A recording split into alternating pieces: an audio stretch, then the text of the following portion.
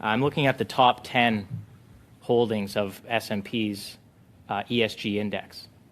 I'm very surprised to see ExxonMobil as one of the top holdings. In fact, it's the number 8.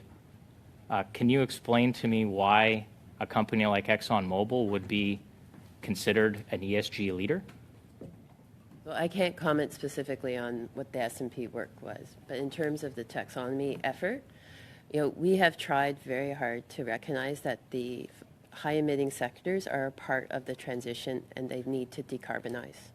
And that divestment is problematic because it removes your voice from the table. I'll even note in Canada right now we have 37 Canadian financial institutions engaging with the 40 top emitters for that reason of having a dialogue with the same consistent message of think about your long-term strategy, your governance, your targets, and things. We are trying to help them with the transition, try to communicate what we need, and that is why we have thought it was a priority to include transition as part of the taxonomy work so that we don't exclude them. Okay.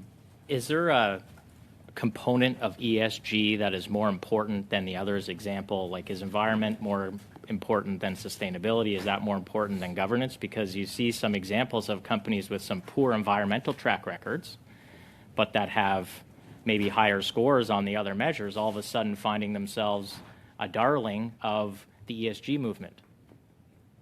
So I would say that each investor chooses which area to focus, right? So some investors may put more risk management on environmental, others may put it more social, others have put more emphasis over the years on governance. So I would note that, for example, the Canadian Coalition of Good Governance started over 20 years ago working on the governance issues in Canada that have largely improved. So I would say that it would be hard for me to speak as an industry that each investor would put their own weight on those factors. Just more of an opinion. Do you think it's weird that Tesla is not in the top 10 of the ESG S&P index? That would be hard for me to comment on why Tesla is excluded from Okay, ESG. well, I have the quote on why. Tesla's was not included because a lack of a low carbon strategy. Sounds kind of weird to me because they are all about building electric vehicles. And codes of business conduct. I think what we're getting at here is ESG means a whole bunch of different things to a whole bunch of different people.